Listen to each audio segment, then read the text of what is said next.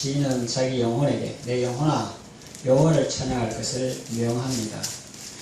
나의 생전에 여호와를 찬양하며, 여러분 잘 아시겠습니다만은 이 생전은 살기 전에 그런 뜻이 아닙니다. 한자가 줄여서 그런데 본래 말로 하면 생명 종전에 이거예요. 생명이 끝나기 전에 이걸 줄여서 생명 종전에 이걸 줄여서 생전에 이렇게 하는 겁니다.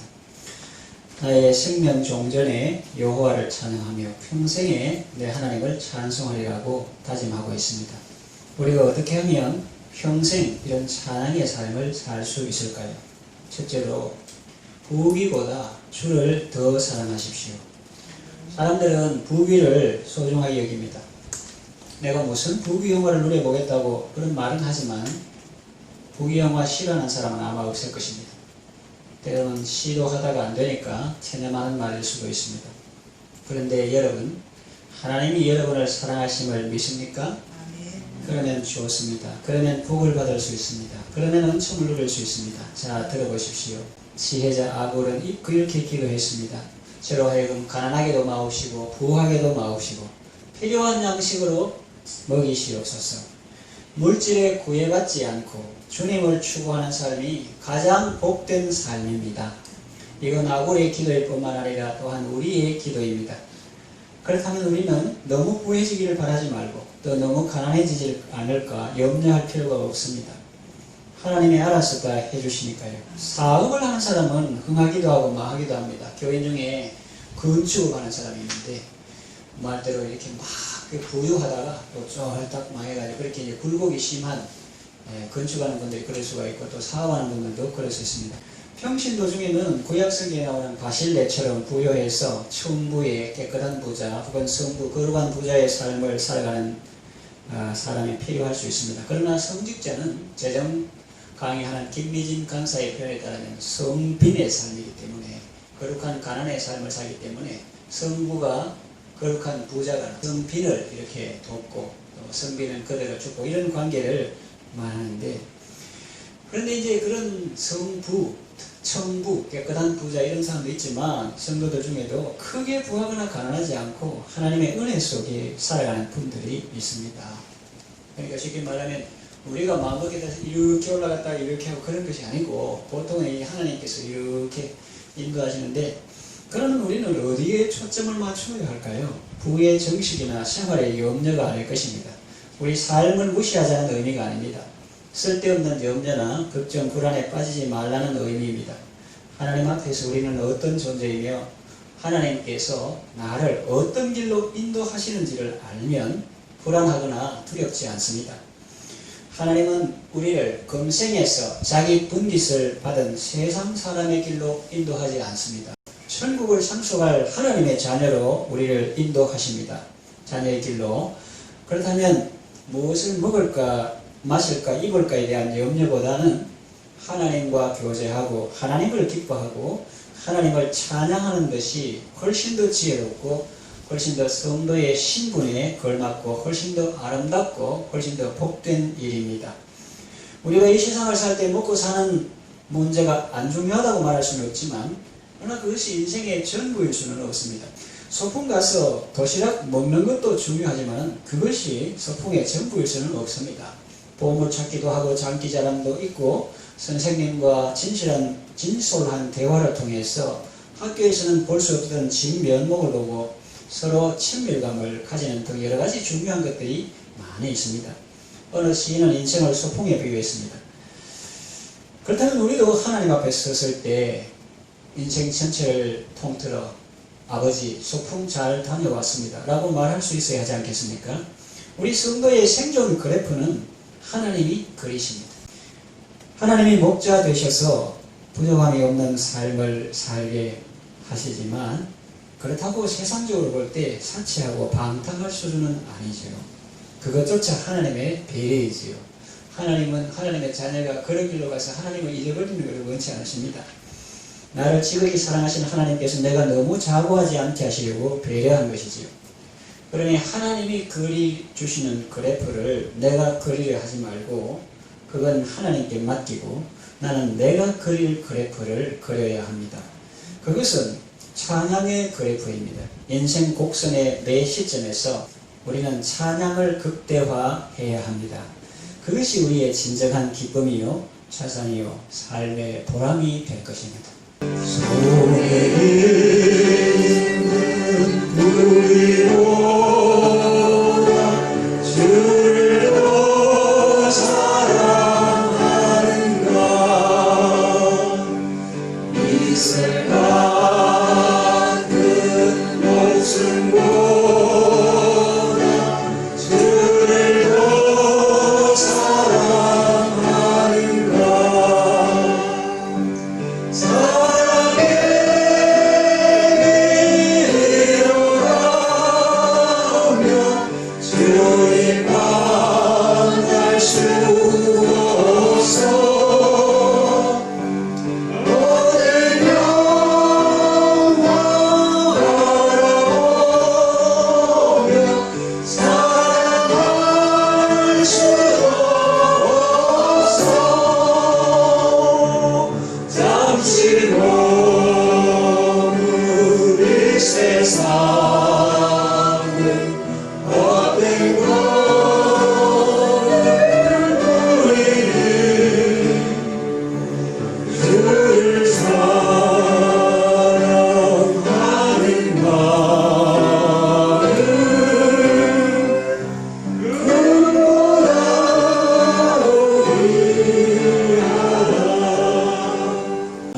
구하든지 주를 찬양하는 마음을 결코 빼앗기지 말고, 뭐 때문에 주를 찬양하는 마음 빼앗겠다, 그걸 큰 손해보는 겁니다.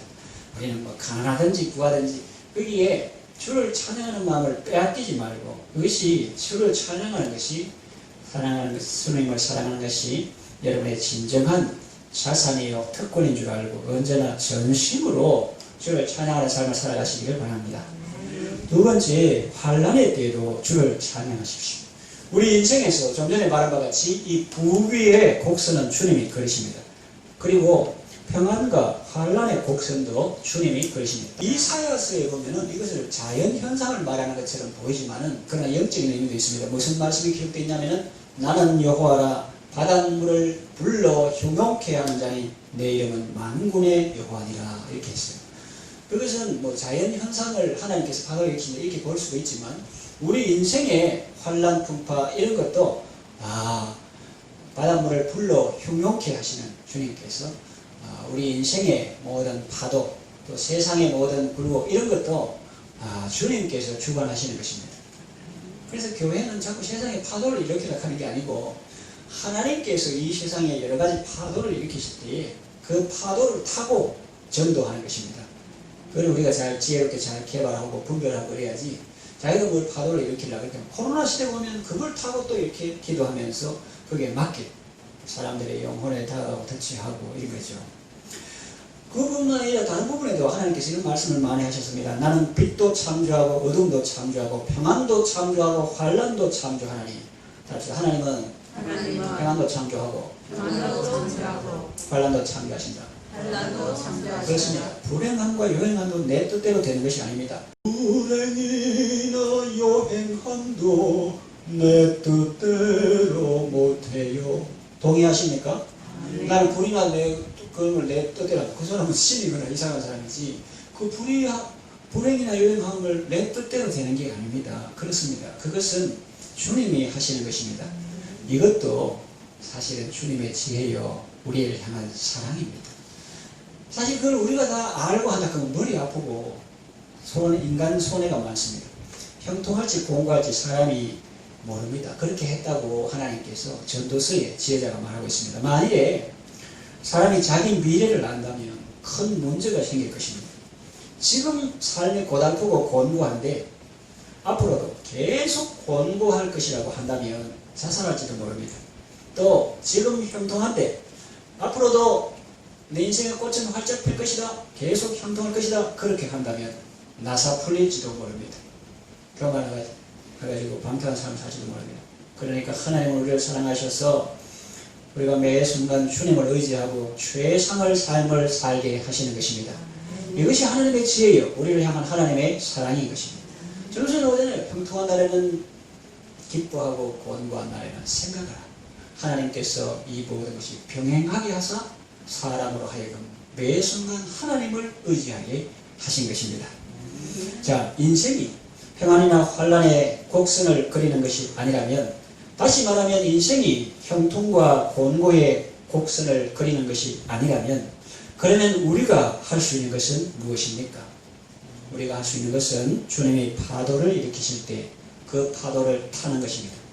다시 말하면 주님이 내게 어떤 현실을 주실 때 그 현실에서 믿음으로 반응하는 것입니다. 평안과 환란의 곡선은 주님이 그리시고 하나님의 자녀인 우리가 그리는 곡선은 찬양의 곡선인 것입니다. 큰 물결이 일어나도 주를 찬양하는 것입니다. 우리가 평소에 부르는 찬양이죠. 이게 어떤 의미를 갖고 있습니까? 큰 물결이 일어나도 주를 더 찬양하는가 하십니까? 그렇다면 그건 정말 대단한데 그거 하기 어려워요. 큰 물결이 나면 우리가 예수 믿었는데 내 인생이 왜 이렇게 흔들리고 복잡하지? 그렇게 할 수가 있고, 찬양은 아이고 하면서 이거 하고 전화 걸고 뭐 시끄럽고 뭐 내가 이런다 버린다고, 이게 큰 물결이 나도 주를 더 찬양, 이게 보통이 아니라는 거죠. 큰 환란이 닥쳐와도 주를 더 찬양하는 이것이 성도의 특권인 것입니다. 이것이 세상을 살아가는 성도의 특권이요 기쁨이요 자산인 것입니다.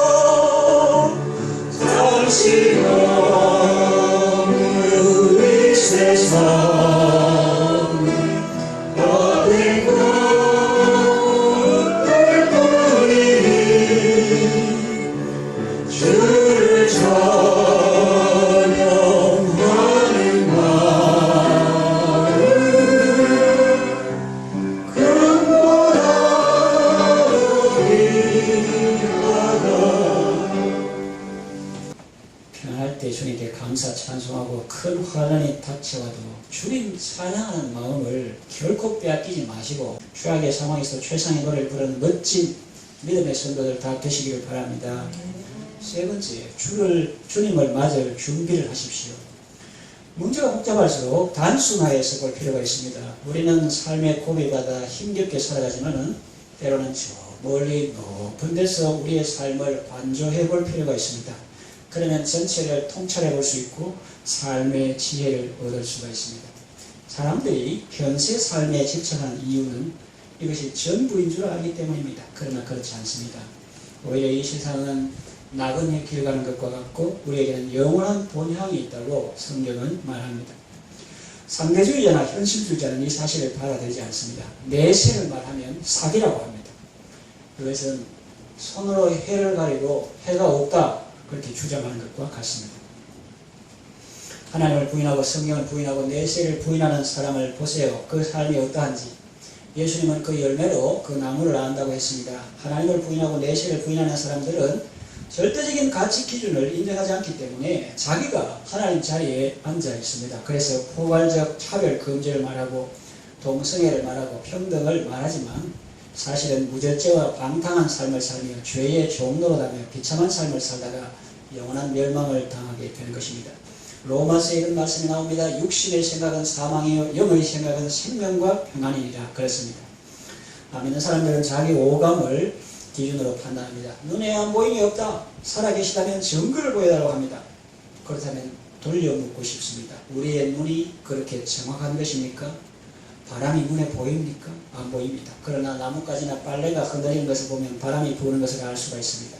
어머니의 사랑이 눈에 보입니까? 안 보입니다. 그러나 그 애정어린 말투나 희생적인 삶을 통해서 우리는 어머니의 사랑이 있다는 것을 압니다. 하나님도 우리 육신의 눈에는 안 보입니다. 그렇다고 하나님이 없다고 단정하는 것은 섣부른 판단입니다. 우리가 하나님의 말씀을 믿을 때 그대로 이루어지는 것을 보면, 또 믿음으로 기도할 때 응답되는 것을 보면 하나님의 살아계심을 확실히 체험할 수 있습니다. 그렇다면 이생이 다라고 하는 어리석음에 빠질 것이 아니라 천국을 바라보는 지혜로운 삶을 살아야 합니다. 죄 많은 이 세상은 내 집안이네. 내 모든 보화는 저 천국에 있고 저 천국 문을 열고 나를 부르네. 나는 이 세상에 정들 수 없도다. 제가 질문할 테니까 잘 듣고 답해 주세요. 하룻밤 머무는 여관방에 투숙객이 고급 냉장고도 들여놓고 비싼 LED TV도 들여놓고 세탁기도 들여놓고 인덕션도 들여놓습니까? 그렇게 하는 사람은 없습니다. 한밤 자고 목적지로 갈 건데 하룻밤 머무는데 뭘 그렇게 투자할 필요가 있겠습니까? 하룻밤 잘 쉬고 이튿날 맨몸으로 가볍게 가는 것이 낫지, 그걸 다 벽에 붙은 거를 이 드라이버 혹은 전자드라이버 이런 걸로 다 뜯어서 들고 가고 혹은 택배로 보내려면 얼마나 힘이 들고 또 귀찮겠습니까? 우리는 아버지 집에 돌아갈 것을 생각해야 합니다. 예수님의 재림을 생각해야 합니다. 여러분, 신랑으로 오실 주님 맞을 준비가 되셨습니까? 이 땅에서 우리가 살면서 내 집 마련하는 것 좋습니다. 장가가고 시집가는 것도 중요합니다. 밭을 사는 것도 중요합니다. 그러나 더 중요한 것은 주님을 맞이하는 준비를 하는 것입니다. 이것은 노아 때나 롯세 때를 생각해보면 금방 알 수 있습니다. 예수님은 인자의 마음도 그러하리라고 말씀하셨죠. 그 당시 사람들은 이것이 중요하다 혹은 저것이 중요하다 생각하며 나름대로 그 일에 올인했죠. 그런데 지금 우리가 보니 어떻습니까? 하루아침에 다 멸망하고 말았습니다. 흔적도 없이 사라져 버렸습니다. 그 세상에 분수복잡한 그 인생들의 스토리는 물과 함께 다 깔아놓고 말았습니다. 오직 하나님의 말씀에 순종한 것만 남았습니다. 하나님 없이 세상 취하에 있던 사람들은 세상 심판받을 때 함께 멸망했습니다. 그러나 세상 부귀영화를 뒤로하고 하나님을 추구했던 사람들은 새로운 세상의 주인이 되었습니다. 언제나 실주어져